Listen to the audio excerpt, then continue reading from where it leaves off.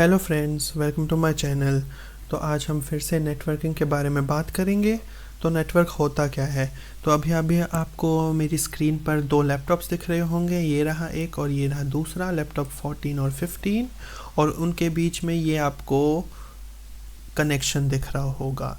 तो जब दो डिवाइसेस एक दूसरे के साथ कनेक्ट होते हैं तो उसको हम नेटवर्क बोलते हैं। दो या दो से ज़्यादा डिवाइसेस जब एक दूसरे के साथ कनेक्ट होते हैं और रिसोर्सेज शेयर करते हैं, डेटा शेयर करते हैं, तो हम उसको नेटवर्क बोलते हैं। तो फिर अभी मैं आपको ये इन दोनों डिवाइसेस के बीच में से डेटा शेयर करके डेटा पैकेट्स भेज के दिखाता हूँ। तो अभी हम नेटवर्क लैपटॉप 14 पर जाएंगे। तो इस तरह से ये लैपटॉप दिखता है। मैं जूम इन करके आपको दिखा देता हूँ। और ये रही उसकी RJ45 पोर्ट, ये वाली पोर्ट है। यहाँ पर ही हम RJ45 केबल कनेक्ट करते हैं, जिसको ईथरनेट केबल भी बोलते हैं, और उसकी दूसरी साइड को हम दूसरे लैपटॉप पर कनेक्ट करते हैं और उसी के थ्रू हम डेटा शेयर करते हैं। तो अभी हम इस लैपटॉप को एक IP दे देते हैं। डेस्कटॉप पर आप आओगे, IP कॉन्फ़िगरेशन, और यहाँ पर मैंने IP दे रखी है, वो क्लास A की IP है 10.10.10.1, और ये उसका सबनेट मास्क। आपको और कुछ नहीं देना है, ये इतना काफ़ी है अगर आपको बस एक ही, ये मतलब इन्हीं दो के बीच में कनेक्शन करवाना है। तो अभी हम जाते हैं दूसरे लैपटॉप पर, देखते हैं वहाँ पर कौन सी IP है। वहाँ पर भी मैंने दे रखी है, सेम IP दी है, बस लास्ट में 1 की जगह 2 लगा दिया है क्योंकि ये दूसरा लैपटॉप है। तो अभी हम इस लैपटॉप पर पैकेट सेंड करते हैं और देखते हैं कि ये हो पाता है या नहीं।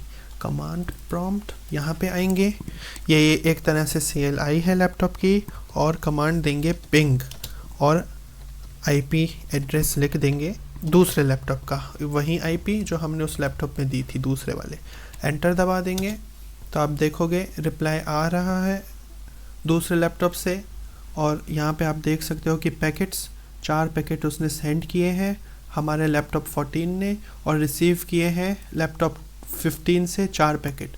लॉस बिल्कुल नहीं हुआ है, 0% पैकेट लॉस। तो इस तरह से ये पैकेट शेयरिंग काम करती है।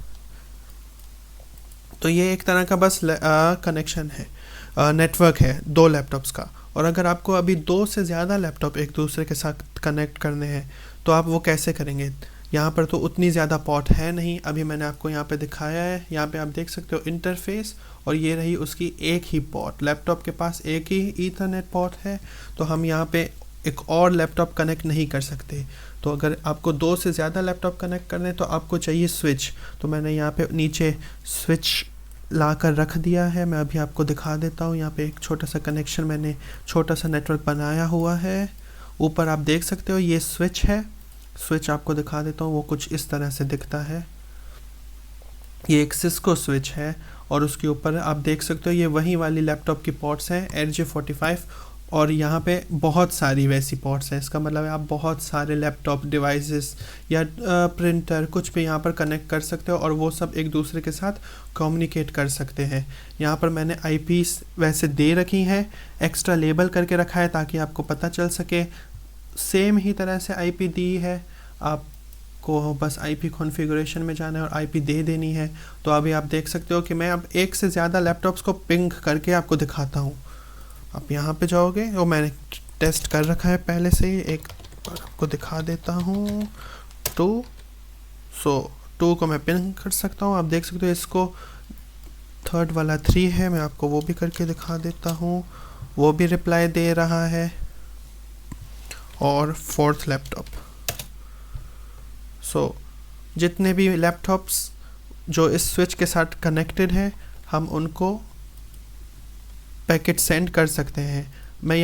आप यहाँ से कितने भी लैपटॉप ले सकते हो, जितने भी आपका दिल हो, जितने भी पोर्ट्स मतलब इस स्विच के ऊपर हैं, आप उतने लैपटॉप ले सकते हो, उनको कनेक्ट कर सकते हो, उनको IP दे सकते हो, वो भी उसी रेंज की IP जो दूसरे लैपटॉप्स की है, और एक दूसरे के साथ उनको कम्युनिकेट करवा सकते हो। आपको बस यहाँ पे जाना है और IP दे देनी है, नेक्स्ट रेंज की IP। मैंने अभी इसको फॉर एग्जांपल 5 दे दी है, और अब इसी 5 से मैं आपको दिखाता हूँ। आप दूसरे लैपटॉप्स को पिंग कर सकते हो। पहले 3 पिंग जो होते हैं वो मतलब कि ड्रॉप नहीं कर दिए जाते, वो एक तरह से वो अभी सर्च कर रहा है। अभी आप देख सकते हो कि इसने 2 पहले पिंग्स जो हैं वो ढूंढने में लगाए कि ये वाला है इस नेटवर्क में ये आईपी या नहीं है, और उसके बाद उसने उसको ढूंढ लिया, तो फिर वापस उसको लैपटॉप 2 से रिप्लाई मिला कि हाँ मैं इसी नेटवर्क में हूँ। सो अभी के लिए बस इतना ही, और मैं आगे आपको दिखाऊंगा कि आप कैसे जब 2 डिफरेंट नेटवर्क को एक दूसरे के साथ कनेक्ट कर सकते हो। अभी हमने बस यही सीखा कि हम कैसे, अब अभी हमने बस इतना ही सीखा कि नेटवर्क होता क्या है, और सेम रेंज में हम कैसे एक दूसरे को कनेक्ट करवा सकते हैं सभी नेटवर्क्स को। अभी सभी ये डिवाइसेस जो हैं सेम रेंज में है, सेम ही आईपी रेंज में है। आप देख सकते हो 10, 10, 10.1, 2, 3 एंड सो ऑन, और सभी स्विचेस के साथ कनेक्टेड है। तो फिर इसके बाद मैं आपको दिखाऊंगा कि हम कैसे 2 डिफरेंट नेटवर्क को एक दूसरे के साथ कनेक्ट कर सकते हैं, और उसके लिए हमें चाहिए होगा लेयर 3 का रूटर। तो फिर वहाँ पे स्विच आएगा जहाँ पे डिवाइसेस कनेक्ट होंगे, और एक रूटर आएगा जिससे हम बहुत तरह के नेटवर्क, डिफरेंट तरह के नेटवर्क एक दूसरे के साथ कनेक्ट कर सकते हैं। So thank you.